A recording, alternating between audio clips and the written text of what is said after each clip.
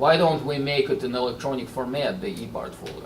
Of course, portfolios are not limited to education field only. Like some friend of mine who is a chef once showed me his portfolio was years ago. Portfolio, for instance, of the dishes that he cooked as a chef.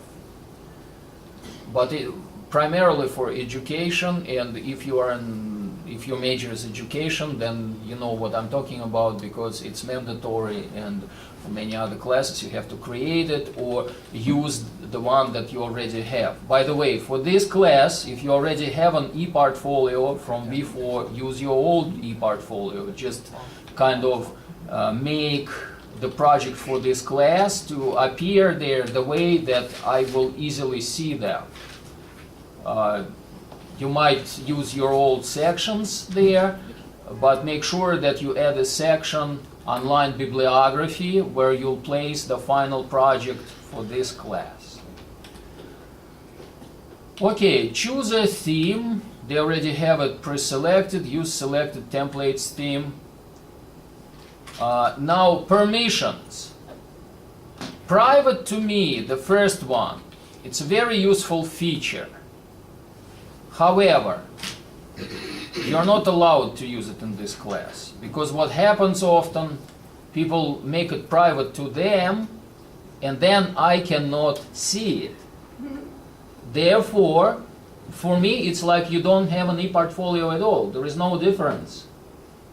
So if you click private to me, then that means you cut me off from your audience. Therefore, I cannot grade it. Therefore, you don't have it, as far as I'm concerned. Okay? So never make it private to me while you're working for the ePortfolio in this class. But for the future, why you use this feature, private to me? You use it when, say, you're working on the ePortfolio and you're not ready to publish it yet. You're not ready to make it public yet. That's when you make it private to you. Private within CUNY Medgar Evers College. It'll be viewed only by Medgar Evers students in the education. If you choose public, that it becomes viewable by anyone in the world and searchable by Google and other search engines. So that's what you would probably do when you're looking for employment, right? You'll make it public. At this point, it's either CUNY Medgar Evers or public, whichever you prefer. And I'll make it private to me, because showing the demonstration, I make a number of them. I don't want them to appear there.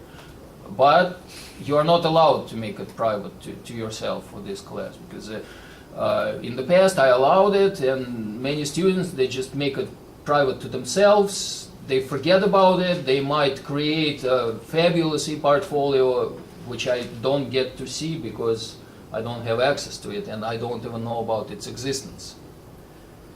So no private to me, CUNY Medgar Evers or public.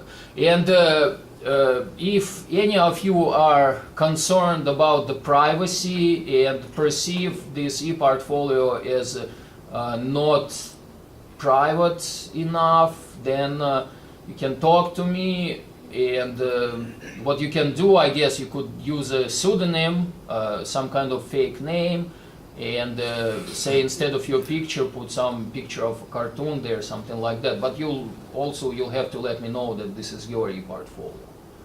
It's the same like using the social media. Sometimes people, they don't want to see their real name, and they don't want to see their real picture. However, if you'll be using it for when you're looking for employment, that wouldn't be a good strategy.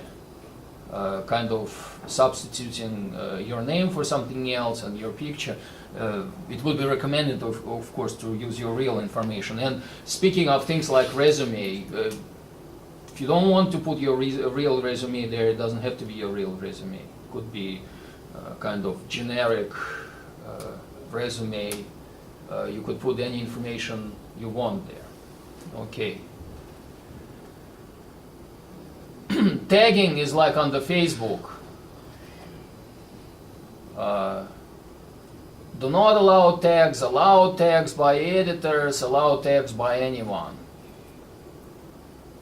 Well, for me it doesn't matter. I didn't make it accessible to anyone, but you should kind of think of if you want to have tagging feature or not. Comments, the default is registered users, or could be anyone. I guess in the real life you don't want to put no one, then no one will be able to put comments. And say if you're looking for employment, it would be nice to have some comments there. The same with the show comments. And when you are done with all these settings, you click on Create New ePortfolio. Okay guys, and this is my new ePortfolio, and it's very raw at this point, right? Let's start with the sections. You see, I already got the sections, the same like in Zingo, except one is missing. Which one is missing? Yes, online bibliography. So how about that I add the online bibliography section first? I create a new section. I click Add Edit. And then, you see it says, click and drag sections to reorder. Click the icon next to any section to rename it. So the existing sections, you can drag them to reorder, or you can click on the icon, any of these icons, and rename it. Say I want to rename contact into contacts, for instance. You see, I changed it, I added another letter, or it could be totally different new word altogether. I click Save, and now it's contacts, for instance. Now I'm gonna, and say I want to put my goals at the end. So I drag it, and it's on the end now. But you don't have to do it. It's just kind of for you to see what you can do with it. Add section. That's what I'm going to do. I'm going to add a new section, and it's going to be called Online Bibliography. And then I click Save, and you see there is a section now, Online Bibliography.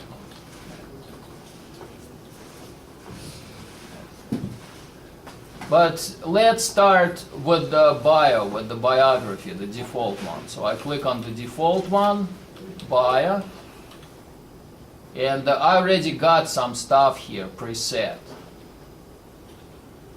Now you see there are a few levels here. Like this level, of course, applies to the whole ePortfolio. You do it like at the end. Then we dealt with the sections here. Now, on a lower level, each section could have more than one page. You see? And the Add Edit usually is the tab to make some changes or add something new. So let's add one more page to the existing section bio. I click Add Edit here, Add Page. And the first one was bio, and this one will be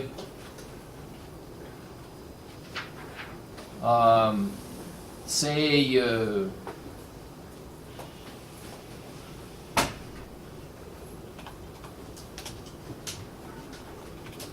my parents' bio. You don't need your parents' bio there, it's just the first thing that came to my mind. Save. Now I got two pages here, right? I got about me, and I got my parents' bio. You don't need your parents' bio. This is just an example on how to create an additional page.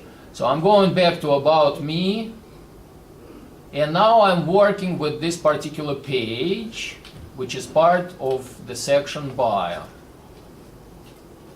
I click Edit.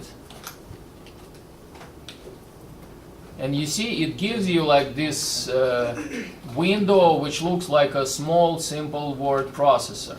So first I guess I will put my picture in there. I highlight it, and this icon is highlighted automatically. Insert media. So in the picture is actually you insert media. I click on it.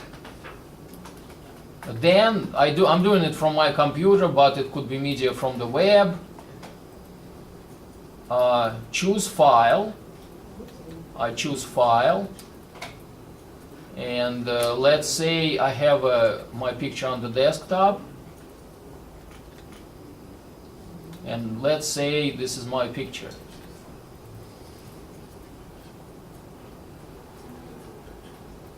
Does it look like me? Yeah. Actually, it is. Yeah, this is me. It's a couple of years ago. Actually, it might be 3 years ago. Okay, alignment.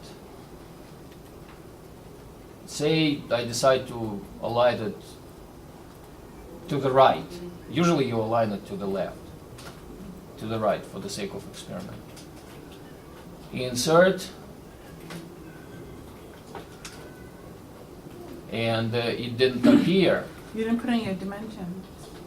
I don't think it's really crucial to put the dimensions. It just, most probably it's glitching, so let's try doing it again. Choose file, because it's kind of tricky. Sometimes it doesn't happen from the first attempt. You see now dimensions are automatically here. Alignment, no alignment, I click insert, and you see this time it works.